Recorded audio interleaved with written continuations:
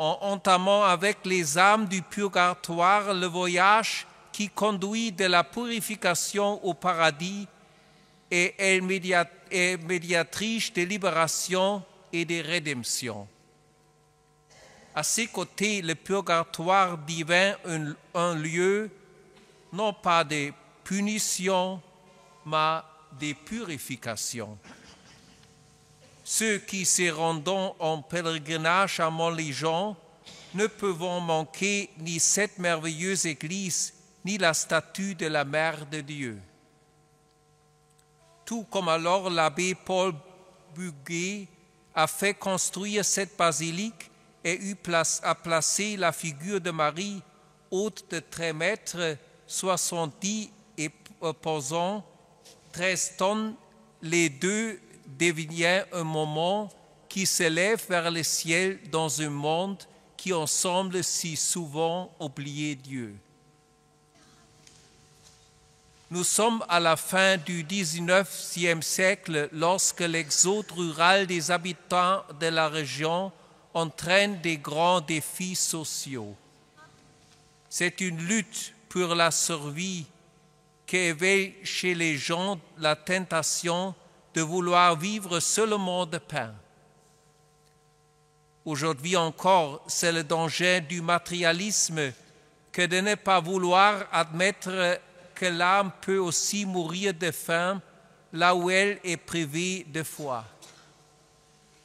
L'abbé Paul Buguet s'intéresse autant aux besoins économiques et sociaux que spirituels des gens au tournant du siècle, et il est presque choqué de voir que les familles perdent peu à peu la mémoire de leurs défunts, alors que la simple lutte pour leur survie les accaparait tant. La perte de son frère et la confrontation avec la mort font finalement de lui un grand défenseur de la vie. Il ne se satisfait pas du fait que la mort soit la fin de tout et ne suit pas l'idée d'un repos éternel au cimetière que serait comme la promesse d'une nirvana diffus. Il reste fermement attaché à la foi pascale selon laquelle la vie au purgatoire est prise tellement au sérieux par Dieu qu'il la prépare pour le ciel. De même que Marie a déjà parcouru ces transitus, elle prend par la main tous ceux que portant en eux l'espérance de la vie éternelle. Un an après la mort de l'abbé Paul Buguet, la Vierge de Montlégion est couronnée. Le diadème porté par la mère et l'enfant est un cadeau des pèlerins et un témoignage de foi. De même que Marie a été enlevée corps et âme au ciel, de là elle peut nous transmettre le Christ. Les deux personnages qui lèvent les yeux vers elle au pied de cette statue, incarnant les âmes du purgatoire en route vers le royaume céleste. La purification de la vie est toujours une libération par la foi. D'un côté, il y a le personnage qui tend la main vers de la Mère de Dieu de l'autre. Celui qui est capable de se relever.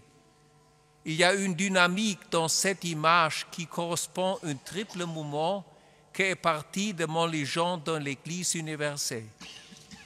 Un premier mouvement, Marie qui tend la main aux défunts. C'est ce que l'on voit immédiatement lorsqu'on observe la statue de Montlégion. D'un côté, un des personnages se laisse tirer hors du purgatoire par la Mère de Dieu. Cette image rappelle également certaines représentations de la descente du Christ dans Hadès. Sa descente dans le domaine des morts est un acte pascal. il prend Adam par la main et le tire du monde souterrain vers une nouvelle vie. Ainsi, Marie est aux côtés de tous ceux dont le regard est purifié au purgatoire pour regarder le Christ sans distorsion. La Vierge est le pont sur lequel les défunts trouvent le chemin menant du monde de la mort et la vie. Elle est si familière avec la distress humaine et avec chaque mort douloureuse. Le vendredi saint, après la crucifixion, lorsqu'elle tient son fils mort dans ses bras, elle l'embrasse comme elle embrasse et tient toute amie qu'espère Pâques. Ce sont toutes les âmes du purgatoire qui aspirent au royaume des cieux. Ce sont celles qui, avec le coëlet, ont été rangées par les doutes et qui, à la fin de leur vie, sont arrivées comme lui à l'intuition dont parle la première lecture. Il dit: Souviens-toi de ton Créateur au jour de ta jeunesse, avant que viennent les jours mauvais, et qu'approchant les années dont tu diras: je ne les aime pas. Ce sont toutes celles qui ont connu tant de souffrances et d'épreuves sur terre.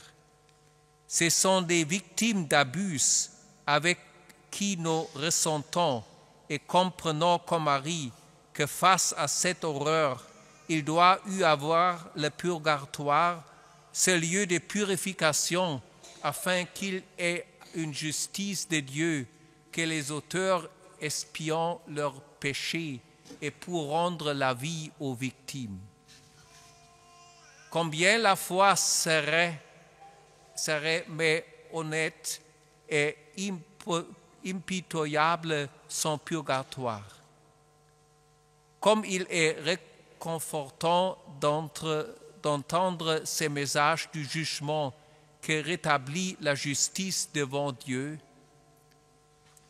Comme la Mère de Dieu tend la main aux défuntes et elle ne veut pas que l'homme soit laissé à lui-même. Elle sait que ce n'est que lorsque entre en contact avec le Christ qu'il peut se redresser et se mettre debout. En cessant, l'autre personnage au pied de Marie a une longueur d'avance sur la première. Il a déjà franchi le seuil sur lequel la Vierge se tient pour nous conduire de la fin de l'année liturgique avec l'annonce du jugement à l'avant et la venue du Christ. Ici, nous découvrons un deuxième mouvement. Marie qui donne la vie. La grande statue de la Vierge de Montlégion donne l'impression que l'enfant au bras de sa mère veut remettre une couronne de victoire au personnage qui est déjà debout. Dans l'iconographe chrétienne, il s'agit toujours de la parure des rachetés. Le dernier livre de la Bible, l'Apocalypse de Saint Jean, en parle. Sois fidèle jusqu'à la mort, et je te donnerai la couronne de la vie. Le personnage déjà relevé au pied de Marie a ce transitus derrière lui. C'est le miracle de la transformation ou transubstantiation tel que la Mère de Dieu elle-même a le déclenché lors des noces de Cana. Nous venons de l'entendre à nouveau dans l'Évangile. Marie connaît les possibilités inattendues de Dieu. C'est pourquoi elle peut conseiller aux disciples: tout ce qu'il vous dira, faites-le. Et ils verseront l'eau. C'est le labeur de nos vies, c'est l'effort quotidien qui sont s'accompagne parfois d'une impression de futilité. Quelle en est l'utilité? Qu'est-ce que j'en retire? Et puis le grand miracle, l'eau se transforme en vin. Plus nous versons d'eau, plus le vin peut sortir de la jarre. Aucun effort n'a été et n'est vain. Ainsi, dans le personnage au pied de Marie, qui se tient déjà debout, nous pouvons voir notre avenir, comme le disait saint Augustin. Il dit, le miracle par lequel notre Seigneur Jésus-Christ a changé l'eau en vin n'est pas étrange pour ceux qui savent que Dieu l'a opéré. Car Dieu fait la même chose chaque année avec les raisins.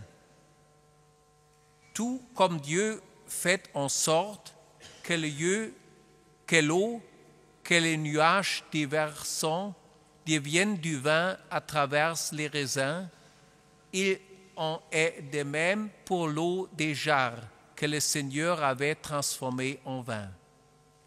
Parce que l'eau des nuages devient du vin chaque année, nous ne sommes pas surpris par ce phénomène.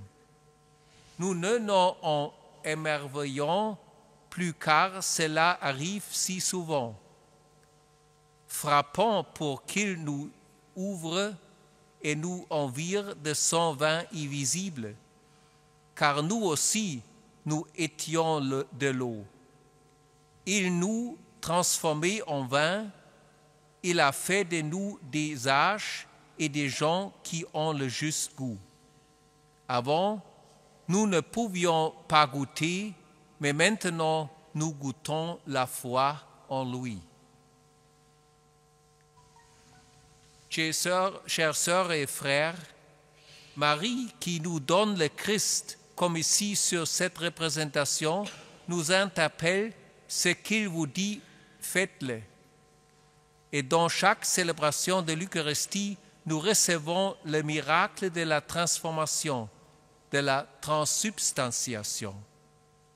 Les deux pieds encore dans cette vie, nous pouvons tendre nos mains vers le Christ et lui tendre notre cœur pour connaître un troisième mouvement. Marie qui nous montre le ciel. De Marie, nous confessons qu'elle est montée corps et âme au ciel. Elle nous montre où et comment l'homme atteint son but.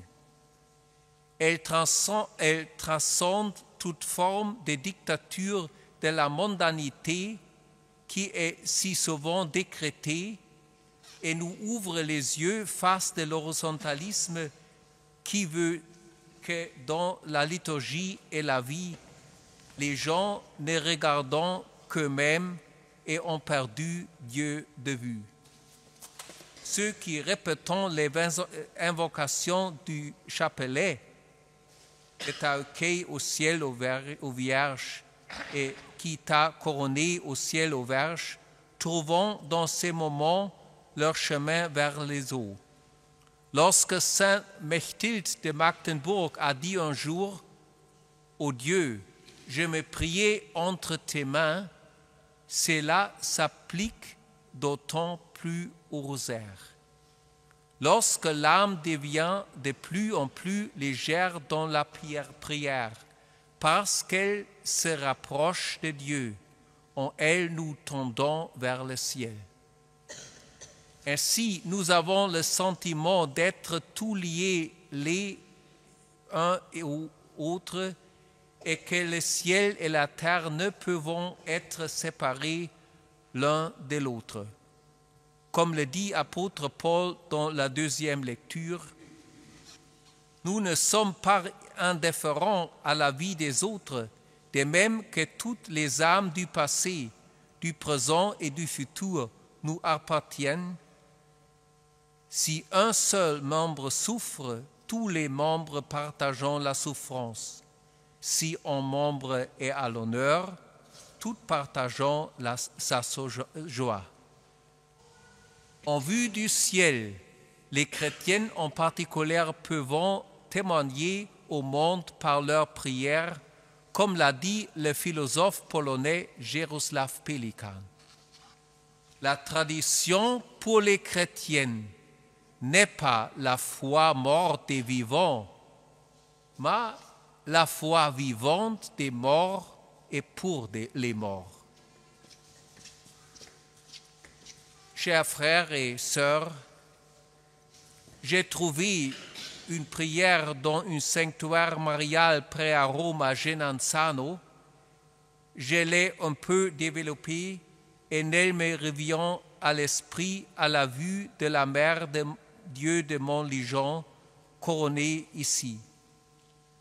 Avec vous et pour vous, en mémoire des défuntes et de toutes les âmes du purgatoire, je voudrais dire ici maintenant, avec vous ensemble.